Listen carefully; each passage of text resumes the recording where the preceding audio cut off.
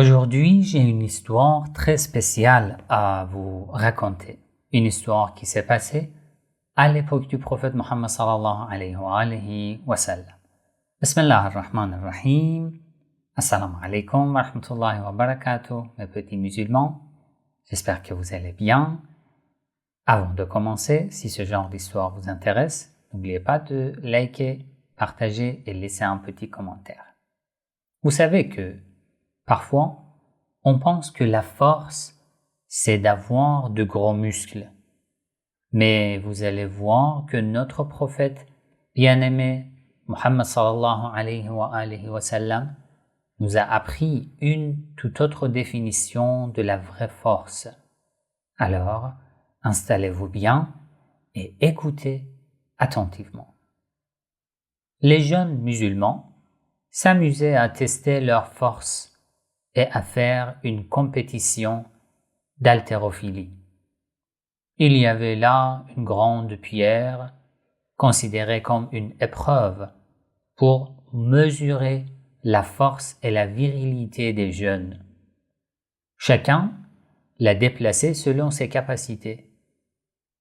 À ce moment-là, l'envoyé d'Allah arriva et demanda « Que faites-vous » Ils ont répondu « Nous testons notre force, nous voulons voir lequel d'entre nous est le plus fort. » Le prophète Mohammed sallallahu alayhi wa sallam dit alors « Voulez-vous que je vous dise qui est vraiment le plus fort et le plus puissant ?»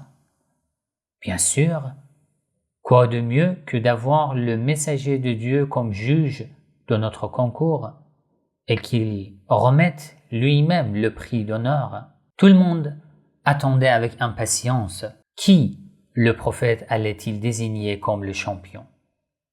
Certains pensaient intérieurement, c'est sûr, il va me choisir.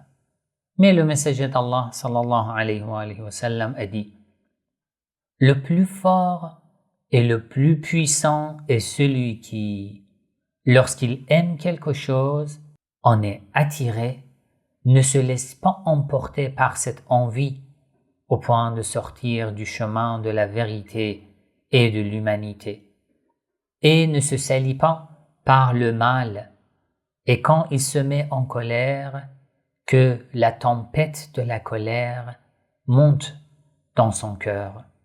Il garde le contrôle de lui-même, ne dit que la vérité, ne ment pas et ne prononce pas d'insultes. Et s'il a du pouvoir, que les barrières devant lui sont levées et qu'il peut tout faire, il ne dépasse pas les limites et ne prend pas plus de ce qui est juste. Vous avez entendu, mes chers petits musulmans, le prophète ne nous a pas dit que le plus fort est celui qui lève la pierre la plus lourde, mais celui qui arrive à se contrôler lui-même.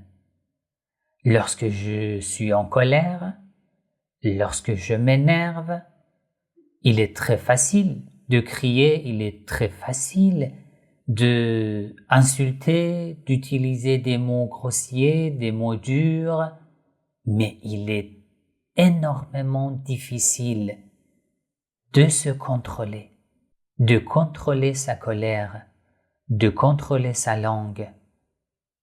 C'est plus difficile que lever une pierre lourde.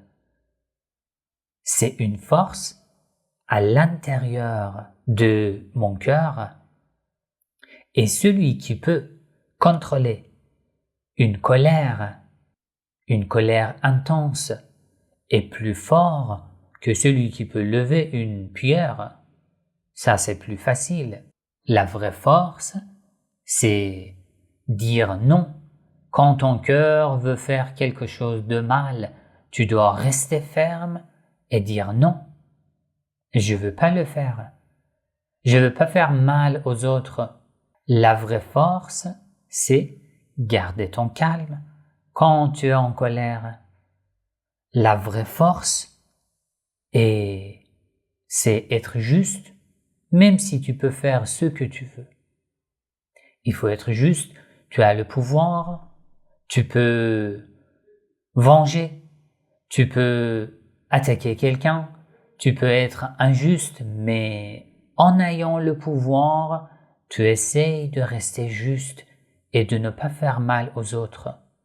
Par exemple, tu vois une tablette dans un magasin, mais tu sais que tes parents ne peuvent pas te l'acheter. Tu ne cries pas, tu ne fais pas de caprice, tu es fort. Ou quelqu'un t'a poussé dans la cour. Tu veux crier et pousser aussi. Mais tu respires, tu restes calme et tu en parles à la maîtresse, tu es puissant. Tu as la télécommande et tu peux choisir ton dessin animé préféré.